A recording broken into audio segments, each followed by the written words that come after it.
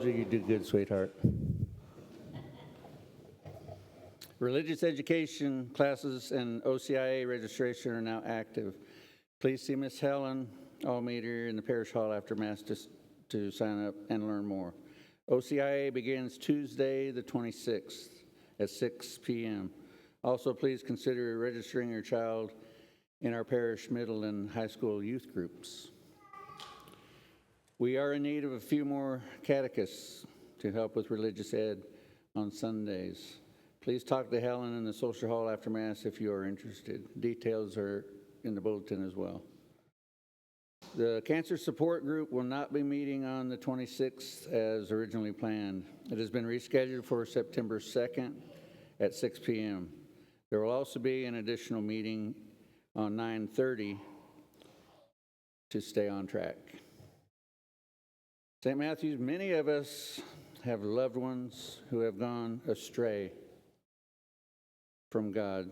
St. Monica knew what it was like and faithfully prayed for the conversion of her son over 30 years.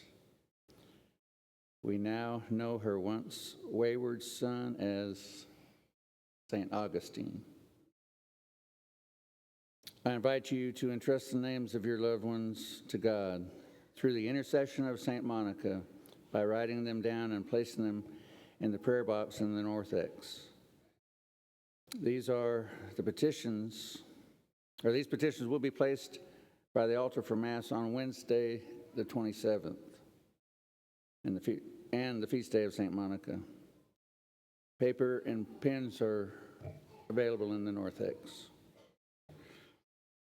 The next Spiritual Apologetics Bible Study session will be this Tuesday, August 26th at 6 p.m.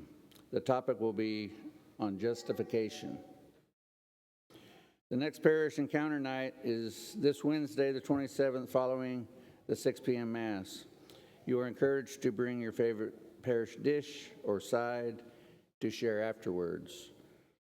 For those who are not aware, an Encounter Night is where we come to Mass as a parish family, eat together afterwards as a family, and then adore the Lord in adoration before the Blessed Sacrament is reposed.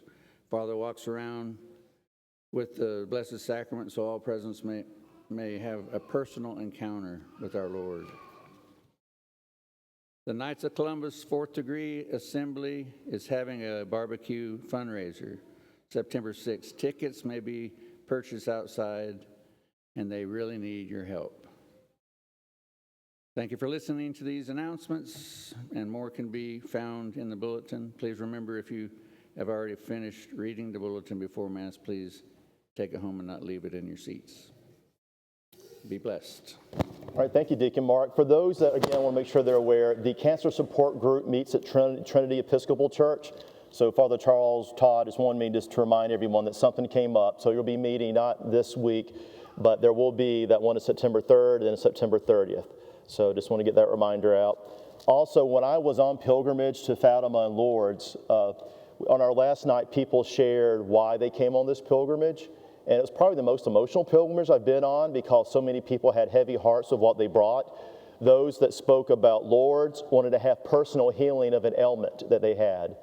Those that went to Fatima, they had loved ones that had gone away from the faith, and they're just torn about how not to push their loved one away, but to let them know that they're still loved and would wish they would return to the faith in God's time. So since St. Monica's feast day is next week, I thought, well, how about, at the statue of Fatima right now, Our Lady of Fatima, that if you have a petition of any loved one that has just gone astray or lost their way, this is just a small chapter perhaps in their life. If you would like, we'll pray for the intercession of St. Monica during the Mass for those intentions. So again, pen and paper is back there. Also, I just want to say, this was creative today. One of you came up and asked for a blessing, then held your hands out. I haven't seen that one before. But what that tells me is you're ready for OCIA. So again, I've talked with Helen. Some of you, we've had up to 7 to 10 people that aren't Catholic attend one of the 7 sessions we've had already on scriptural apologetics. And some of them were saying, Father, can we do that and OCIA? So yes, so I've talked with Helen, and it's okay. So if you want to finish out going to the 6 o'clock apologetics Bible study, after this one, there's only one more left. Helen is aware. So, but there are two things going on this Tuesday. You can finish out our scriptural apologetics. We're speaking on justification, and also it's the beginning of our OCIA class. Then finally, I should probably give an update on my health since my cardiologist is here also. So what had happened was, so last week, Dr. Griffith, I've just come back from all these travels or whatnot, but it was my first week of having 4 masses. So this was the day of life of Father Adams. All right, Father, make sure he's up by 6:30, cup of coffee, he's prayed up. Make sure the homily makes sense. If it doesn't make sense at 8 o'clock in the morning, he's able to make sure it makes sense for the next Mass. Then in between the Masses, this past week was Burrito Sunday, so I try to go around and see everybody. Go back, recollect briefly, 10:30 Mass, Burrito Sunday, again, see everybody.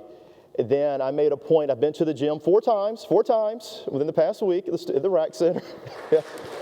But I wanted to make sure I did that. And then right before the college Mass, I see over 200 people here. I'm like, wow, that is great. And all of a sudden, my heart rate went to 210.